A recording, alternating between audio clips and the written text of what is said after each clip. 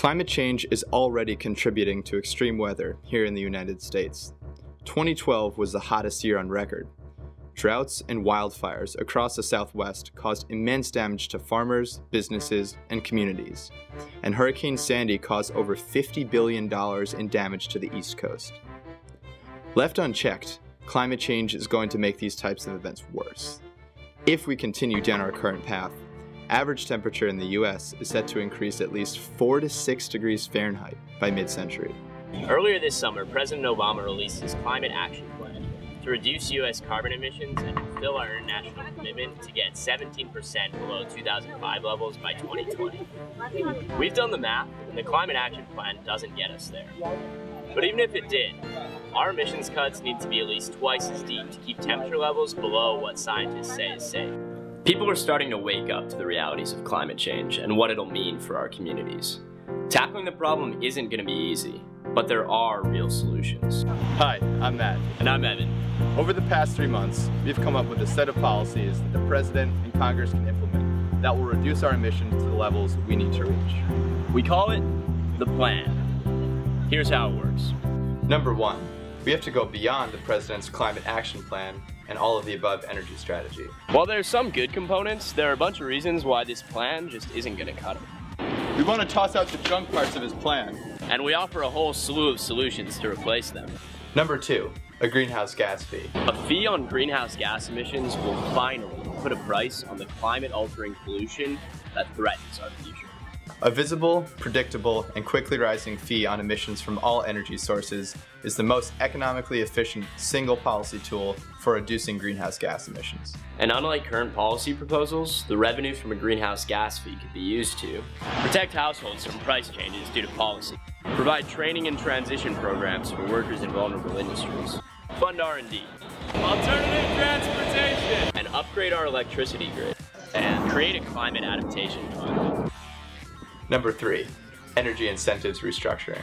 We should provide incentives for land use changes, eliminate unfair support for corn ethanol, scrap fossil fuel subsidies, and make loan guarantees available to any firm with innovative ideas to reduce emissions, not just fossil fuel companies. Number 4, a national green bank. A national green bank will lower the cost of our transition to a clean energy future. By making emissions-reducing technologies cheaper, we'll be able to create a clean energy economy faster and at a lower price. Number 5, regulate the supply of fossil fuels. To keep the world from heating up more than 2 degrees Celsius, the fact of the matter is that some of our coal, oil, and gas will just have to stay in the ground. To do this, we can incorporate social and environmental costs into federal auction prices. And President Obama can reject major projects under his jurisdiction that are determined to have a significant impact on global emissions. 6, a presidential commission on climate solutions. By engaging the American public on the need for bold climate and energy policy, he could bring the issue to the front of our national conversation, build consensus, and help plan for future energy policy decisions. So that's it. 6 points of action. We estimate that the combination of these policies can reduce our emissions 30 to 50% below 2005 levels by 2020 and lead us to carbon neutrality by 2050. And the US, showing strong climate leadership, will compel the rest of the world's governments forward in unimaginable ways. In phase 1 of our project, we've done the preliminary research to create the plan, a report you can download on our website. It's gone through multiple drafts and been reviewed by academics, politicians, scientists, industry, and policy experts. Now, we want to take our message to a broader audience and elevate the national dialogue around real climate solutions. But to bring it to phase 2, we need your help. Over the next few months, we'll be promoting our plan through the media, constituent outreach, and organizing around several key policy events. The media outreach will help build support for the plan and call attention to the necessity for bold climate action. So far, mainstream environmental groups have been largely supportive of the President's lackluster proposals, and no one has stepped forward with a comprehensive plan like ours. The President is the leader of the United States, the world's largest economy and its greatest historical polluter. We want to hold him accountable. We're a pretty bare-bones operation, so almost all of your donation for phase 2 will go to forwarding our work.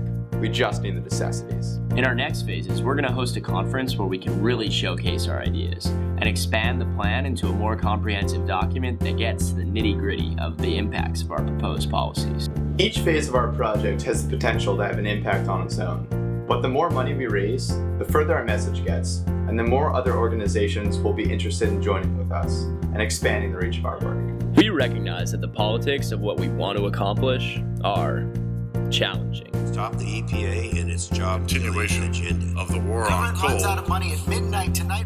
But for an issue like climate change, where real people's lives and futures, and the fate of the planet we all love are at stake, political excuses are unacceptable.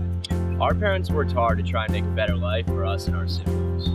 All we're asking is that our children's lives not be made worse by our inaction here today. That's why we must demand the best and boldest solutions from our leaders. That's why we need the plan. And that's why We need your help.